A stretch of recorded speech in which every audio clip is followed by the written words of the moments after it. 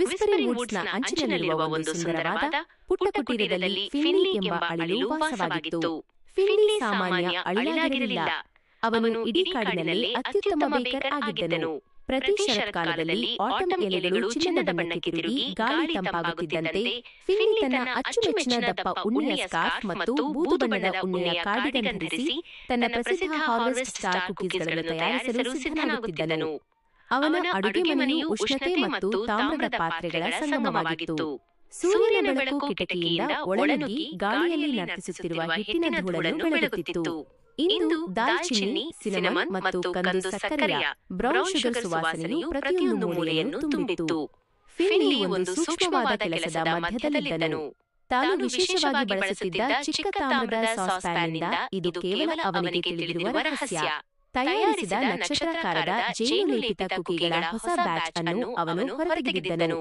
ಅವನು ಒಂದು ಪರಿಪೂರ್ಣವಾದ ಸುಂದರವಾಗಿ ವಿನ್ಯಾಸಗೊಂಡ ಕುಕಿಯನ್ನು ಎತ್ತಿ ಹಿಡಿದು ಅದರ ಚಿನ್ನದ ಕಂದು ಅಂಚುಗಳನ್ನು ಪೂರ್ಣ ಏಕಾಗ್ರತೆಯ ಸಂತೋಷದಿಂದ ಪರೀಕ್ಷಿಸಿದನು. ಸರಿ ಹೊಂದಿದೆ ಎಂದು ಅವನು ತನ್ನೊಳಗೆ ಗುನುಗುಟ್ಟಿದನು. ಅವನ ಪುಟ್ಟ ಕಣ್ಣುಗಳು ಹೊಳೆಯುತ್ತಿದ್ದವು. ಮುಗಿದ ತಿನಿಸುಗಳ ರಾಶಿಯ ಪಕ್ಕದಲ್ಲಿರುವ ಲಿನಿನ್ ಬಟ್ಟೆಯ ಮೇಲೆ ಅವನು ಎಚ್ಚರಿಕೆಯಿಂದ ಕುಕಿಯನ್ನು ಇರಿಸಿದನು. ಒಂದು ಸಣ್ಣ ಬಟ್ಟಲಿನಲ್ಲಿ ಕರಗಿದ ಬೆಣ್ಣೆ ಹತ್ತಿರದಲ್ಲೇ ಇತ್ತು. ಅದು ಅಂತಿಮ ರಹಸ್ಯ ಟಚ್ಗಾಗಿ ಸಿದ್ಧವಾಗಿತ್ತು. ಅಂದರೆ ಸಣ್ಣದಾಗಿ ಪುಡಿ ಮಾಡಿದ ಮೇಪಲ್ ನಟ್ಸ್ಗಳ ಲಘುಲೇಪನ. ಈ ಕುಕೀಗಳು ಕೇವಲ ತಿನ್ನಲು ಮಾತ್ರ ಇರಲಿಲ್ಲ, ಅವು ಕಾಡಿಗೆ ಫಿನ್ನಿಯ ಕೊಡುಗೆಗಳಾಗಿದ್ದವು.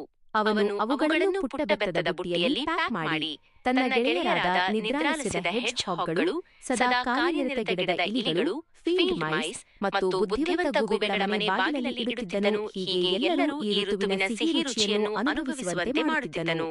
ಫಿನ್ನಿ ಸಂತೋಷದಿಂದ ನಿಟ್ಟುಸಿರು ಬಿಟ್ಟನು. ಅವು ತರಲಿರುವ ನಗುಗಳಿಗಾಗಿ ಈಗಾಗಲೇ ಕಾಯುತ್ತಿದ್ದನು. ಫಿನ್ನಿಗೆ ಬೇಕಿಂಗ್ ಮಾಡುವುದು ಕೇವಲ ಒಂದು ಕೆಲಸವಾಗಿರಲಿಲ್ಲ, ಅದು ಪ್ರೀತಿಯ ಕಾರ್ಯವಾಗಿತ್ತು ಮತ್ತು ಪ್ರತಿ ಹಾರ್ವೆಸ್ಟ್ ಸ್ಟಾರ್ ಕುಕಿ ಅವನ ಉಷ್ಣ, ಉದಾರ ಹೃದಯದ ಒಂದು ಭಾಗವನ್ನು ಒಳಗೊಂಡಿತ್ತು.